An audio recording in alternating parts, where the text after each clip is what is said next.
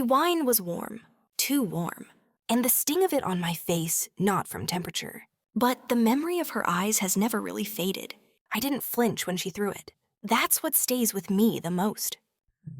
Not the shock, not the red droplets blooming like flowers on silk, but the silence, mean. How still I stayed.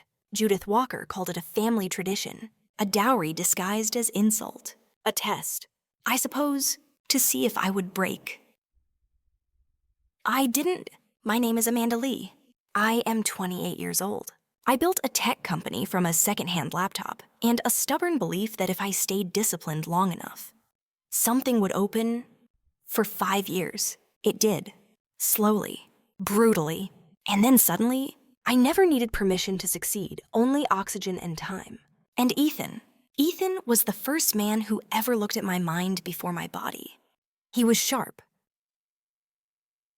polished, effortless, a man with generational wealth wrapped in soft cashmere smiles. When he laughed at my jokes, it felt like sunlight. When he proposed, I said yes without hesitation. But now, I know. I said yes to a story I hadn't read the ending to. Judith Walker had pearl earrings and a voice trained for quiet ruin. Her hands moved like a pianist's, slow and deliberate. She held power like others held breath. And in one dinner, she dismantled my illusion of family of love with the clinical precision of a surgeon. She said I wasn't Walker material, that if I wanted her son, I'd need to contribute a $200. 0 dowry to their family trust, as though I were applying for a lease. Not a life, but the part that undid me wasn't her voice. It was Ethan's silence. Worse, his laughter. She did the same to Jennifer. He said, as though humiliation could be softened with history, as if I was supposed to be flattered that my degradation followed precedent. I didn't argue that night. I didn't cry. I excused myself, changed out of the soaked dress, and sat at the edge of my bed until the sun touched the curtains. Not because I was broken, but because something in me had gone very, very quiet. I don't know if you've ever experienced that kind of silence, the kind that fills your lungs, presses against your ribs, the kind that makes you see everything with surgical clarity. It's not pain. Pain would be merciful. It's more like stillness after a shot has been fired, and you're waiting to find out if you've been hit. I had been, and so I did what I always do when the world tries to shape me. I disappeared. Not physically, but psychologically. I stopped answering Ethan's calls. I let Judith's assistant send her bank details. I let the PR team at Walker Industries follow up on our joint press release.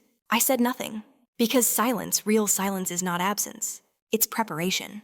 I replayed that dinner like it was war footage. Every detail, every sideways glance, every correction about which spoon to use. She was testing more than manners, she was measuring obedience. She wanted to see how far I'd bend before I snapped. What she never understood is that I don't bend. I don't snap. I transform. 3 days later, my co-founder Maria called to say Judith had requested minor adjustments to our system integration for Walker Industries.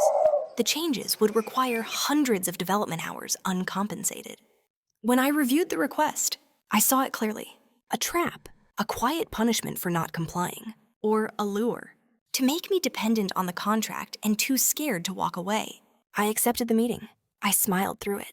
Judith called it collaboration. I called it data collection. That night, I began compiling files. Every email, every time-stamped message, every clause in the original agreement that she was now breaching. I didn't know what I'd do with it yet, only that I needed to build a case. Not a legal one. Not yet. A personal one. To convince the last naive part of myself that I wasn't imagining any of this. 2 days later, I received screenshots from an unknown number. A text exchange between Judith and Ethan. She's still being difficult. Keep pressuring her. The contract gives us leverage. If she refuses, she's not Walker material. I'll bring her in line. I stared at the screen for almost an hour. Not crying, not shaking, just absorbing. It wasn't just her. It was him. The man I almost built a life with. The man I almost signed a name beside. He had never loved me as an equal, only as a prospect, a risk, a liability, a name to reshape. And that's when the silence ended. Not with noise, not with confrontation, but with action. The next morning, I sent Maria and James, our operations analyst, a memo. We would begin vetting new potential clients to replace Walker Industries. We would tighten spending. We would push back the office expansion. We would not, under any circumstances, submit to uncontracted demands. Maria looked at me carefully.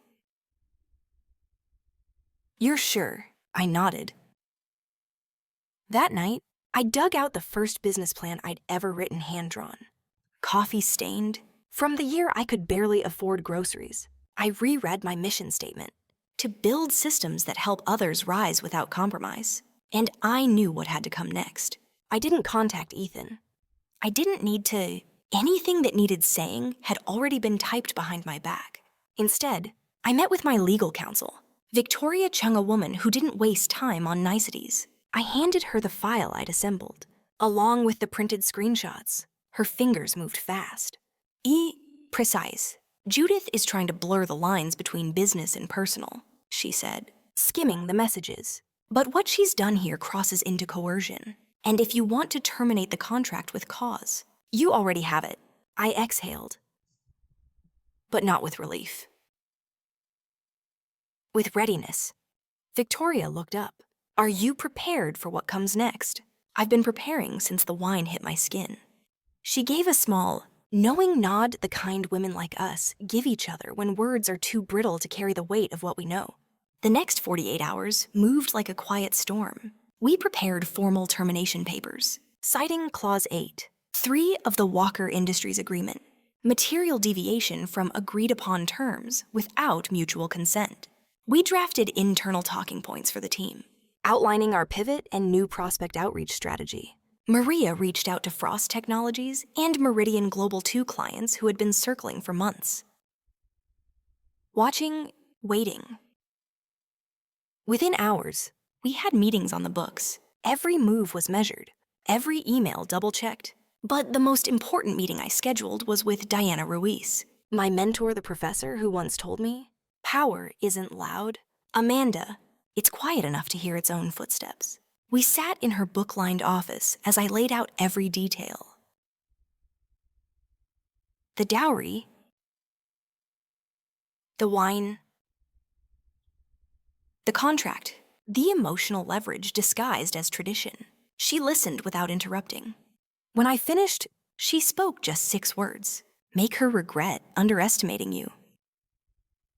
That evening, I went home and read everything I could on the Walkers' public reputation, their history of philanthropy, their speeches about legacy, their sanitized press releases, all of it hollow, manufactured, paper walls. Then I reviewed the anonymous screenshots again, not to reopen the wound, but to memorize the pattern. Ethan's tone, his phrasing, his loyalty, so easily rerouted through control. This wasn't just a story about me anymore. This was about every woman who had been told to buy her way into love. Every deal twisted into debt. Every tradition built to extract submission. So I wrote a letter, not to Judith, to my employees, a memo that would go out the same day as the contract termination. I wanted them to hear the truth from me, not in defense, but in strength. I wrote, integrity doesn't scale unless we protect it. Walker Industries is no longer a fit for the company we are becoming. We are choosing clients who respect boundaries, honor contracts, and don't confuse proximity with ownership. This is not a setback. This is an evolution. I signed it in blue ink. My ink? My voice. On Friday morning, the document packet was couriered to the Walker headquarters. No advance warning, no negotiation, just a professional, silent goodbye with clauses highlighted in yellow, legal language as sharp as a scalpel, at 4/7 p. I received an email from Judith. Unwise. We could have worked this out amicably. I didn't respond. I forwarded it to Victoria, and I went home to sleep, really sleep for the first time in weeks. Saturday morning came like glass. Clear, fragile, honest. I made tea. I let the silence fill the apartment like music. Then Ethan texted. Mom's furious. You made her look weak. This isn't how strong women behave. I stared at the message. Not with anger. With awe. He still didn't understand. Strength isn't obedience. It's refusal. I didn't reply. Instead, I mailed his engagement ring, the vintage emerald he once said symbolized heritage and permanence, back in a plain courier envelope with a single note inside. Permanence isn't inherited. It's earned. Judith called twice that afternoon, once from her personal number, once from a private line. I let both ring out. That Monday, our team gathered for the new client pitch with Meridian Globally. They signed a 3-year contract, larger than anything we'd ever had with the Walkers. During the virtual handshake, their CEO said, "We heard you walked away from a lucrative deal. That told us more than your pitch ever could." I didn't smile, not out of coldness, but reverence. Because dignity should never feel like a performance. It should feel like air. The days that followed were not triumphant. They were quiet, grounded. When the adrenaline faded, what remained wasn't glee or vengeance. It was something older, heavier, like bone settling back into socket after a long, unnatural dislocation. My team moved with new purpose. There was no speech. Incy, no celebration. Just a shared understanding that something dangerous had been avoided. Not because we were lucky, but because we had chosen principle over pressure. And Judith, however, did not move quietly. 2 of our prospective clients reached out, each with subtle concerns. "We heard your company might be undergoing turbulence." The phrasing was careful, polite, but unmistakably engineered. One of them even mentioned a personal falling out that had potential reputational implications. I knew the source. She hadn't lost, so she was spreading loss. But slander, like perfume, always lingers on the one who sprays it first. And I had learned long ago truth doesn't travel fast, but it arrives with permanence. So I didn't retaliate, I clarified. I spoke directly. Without naming names, some people confuse rejection with rebellion. But we didn't rebel. We recalibrated. The right people heard. The rest weren't meant for us anyway. Weeks passed. Revenue dipped, but morale didn't. Because now my employees were not just part of a company, they were part of a conviction. And conviction does something strange to people. It makes them stand taller, ask harder questions, defend things they used to whisper about. I noticed Sarah, our newest engineer, speak up in meetings more. I saw Alex, usually reserved, push back on a vendor who tried to adjust terms mid-project. And I realized something I hadn't expected. My act of refusal had multiplied, quietly, like a ripple in still water. But not all echoes come from outside. One evening, I found Ethan waiting outside my office building, his suit wrinkled, his hair unkempt. He looked like a man trying to outrun his own shadow. He held something in his hand, a folded letter. "I've been in therapy," he said before I could walk past. "It's making me see how much I let her shape me." I didn't answer, not because I hadn't heard, but because I had too many times. "I know I failed you," he continued. "But what you did, it's changed things." Even my father said, "He respects you now." I watched his mouth move. I even saw sincerity, but it was the kind of sincerity that blooms only after the storm. And I had learned to love the weather I created, not the shelter others offer once it's over. "I hope you heal," I said softly. He nodded. "I just wish we'd made it." I smiled. Not bitterly, but with the gentle grace of someone who knew. What we almost had would never match what I now held. A week later, the Boston Business Journal released a feature, "When Integrity Walks Out," how one CEO redefined power in silence. The article never named Judith, never quoted Ethan, but it didn't need to, because every sentence rang like steel, and every founder, every executive who had once swallowed mistreatment for the sake of a deal saw themselves in my silence. That was the real echo, not revenge. But recognition. Women I'd never met sent messages. "Thank you for walking, so we can too. I left a toxic client today. Because of you, this made me rewrite my code of ethics." I didn't reply to all of them, but I read every word, every syllable a thread, pulling me toward something larger than vindication, toward a kind of peace I hadn't known existed. At the end of the quarter, our new security platform launched. It outperformed projections by 27%.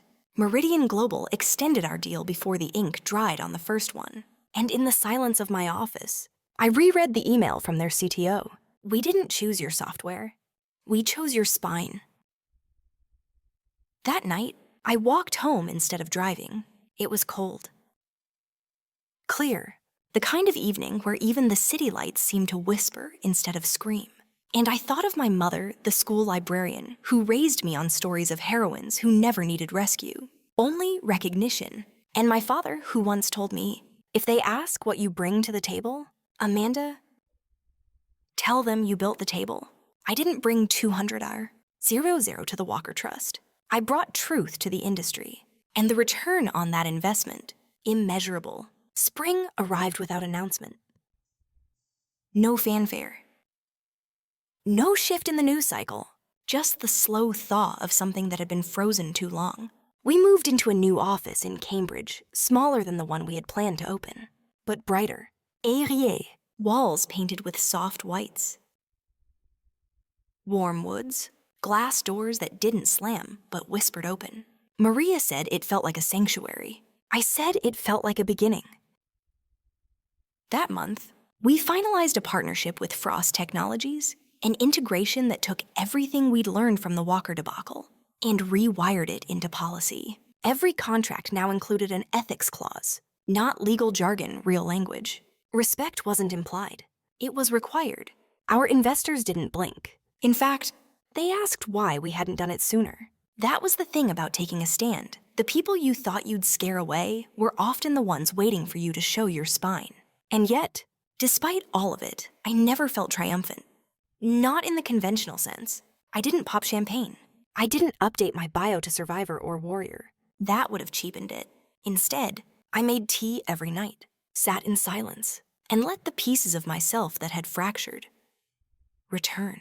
Some came back sharp, others softer, but none of them came back bitter. It was around then that I received a message from Richard Walker. Simple, direct. I'd like to apologize, not just as Ethan's father, but as someone who once believed that control was the same thing as care. I stared at the words longer than I'd intended.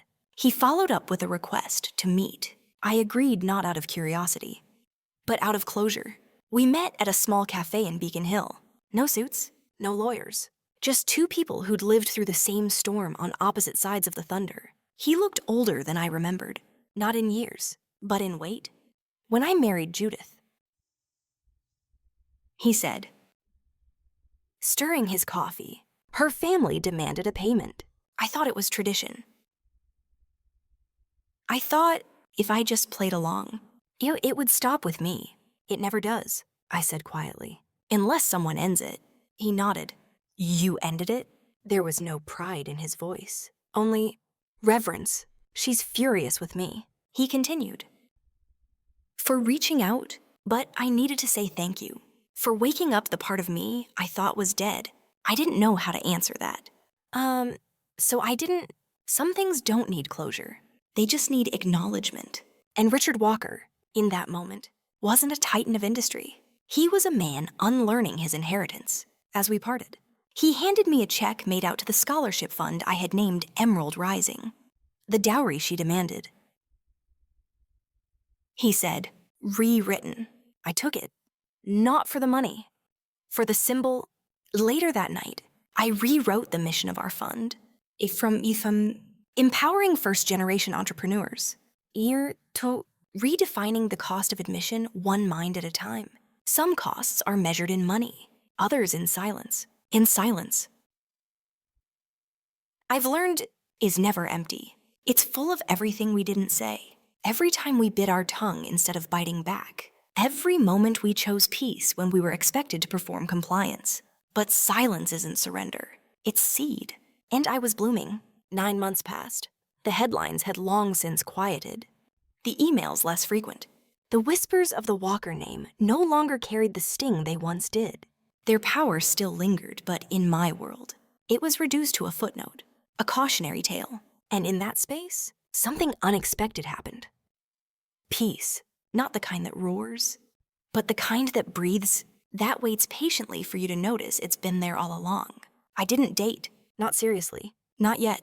But then there was Marcus. We met at a cybersecurity roundtable in San Francisco. He wore a charcoal blazer, asked sharp questions, and never once assumed he knew more than the woman across from him.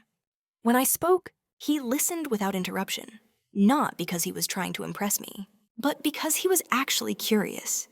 We stayed late after the panel, not flirting, just unfolding. He told me about building his company after a data breach nearly ruined his father's small business. I told him about Chicago winters and sleeping on my apartment floor when the heating failed and the servers ran hot. He didn't ask about the walkers, but I told him anyway, not for sympathy. For clarity, I needed to hear how the story sounded when told without shame. When I finished, he just said, "That's their loss, and my gain." There was no transaction in his tone. Just truth. We saw each other again in Boston 2 weeks later, then again in Seattle, where he had just opened a satellite office. It wasn't fireworks. It was fire slow, steady, undeniable. He never made me feel like I needed to shrink to fit beside him. And he never mistook my scars for signs of weakness. Once, after a late dinner, I asked him why he hadn't backed away after hearing everything. He just looked at me and said, "Because you didn't break." You refined. We built slowly, not because we were cautious, but because we both knew what it meant to be consumed. Love without control, I had almost forgotten what that looked like. It looked like shared silence over morning coffee, like not needing to fill the space with proof, like choosing each other, not claiming each other. It looked like me. At the end of that year, I was invited to speak at a leadership summit in New York. The topic, ethical leverage, power without predation. I wore a black suit, the same shade Judith once wore the night she first tried to size me up. But mine wasn't about dominance. It was about presence. As I stepped onto the stage, the lights felt warm, not blinding, and the audience waited. I began, success is often mistaken for proximity to power, but real power doesn't require you to kneel for access. It offers a seat, not a leash. Last year, I was asked to pay $200, year zero, to prove I was worthy of love. Instead, I invested it in students who had never been told they were enough. One of them, the son of an immigrant factory worker, just built a logistics platform that might rival mine in 5 years. I hope he does. Because when power multiplies, so does possibility. Never forget this. The people who demand the most proof of your worth are usually the ones terrified you'll realize they never deserved access to you in the first place. The applause was quiet at first, then it rose, not explosive, but rising like a tide. I didn't bow. I just stood there, letting it wash through me, the sound of people recognizing not just my journey, but their own buried somewhere inside it. Afterward, a woman approached me. Maybe in her 60s, crisp suit, tired eyes. She didn't introduce herself. She just said, "Thank you. I left my firm last month after 32 years. I thought I was weak, but now maybe I was just early." I reached for her hand. "You were never early. The world was late." When I flew home, I didn't feel victorious. I felt aligned with a version of myself I had nearly forgotten. The one who wrote code on a borrowed laptop, who stayed up till 4 a.m. fixing bugs no one saw, who dreamed not of status, but of significance. And when I walked into the office the next morning, my team surprised me. There on the glass wall of our conference room, etched in gold vinyl, were the words I had said months ago. When everything first fell apart, success built on the cost of dignity is just a prettier version of failure. I stood there for a moment, speechless. Then I laughed, a full laugh. From the gut, from the place where grief had once settled like dust. I had not just survived Judith Walker. I had outgrown the need to answer to her at all.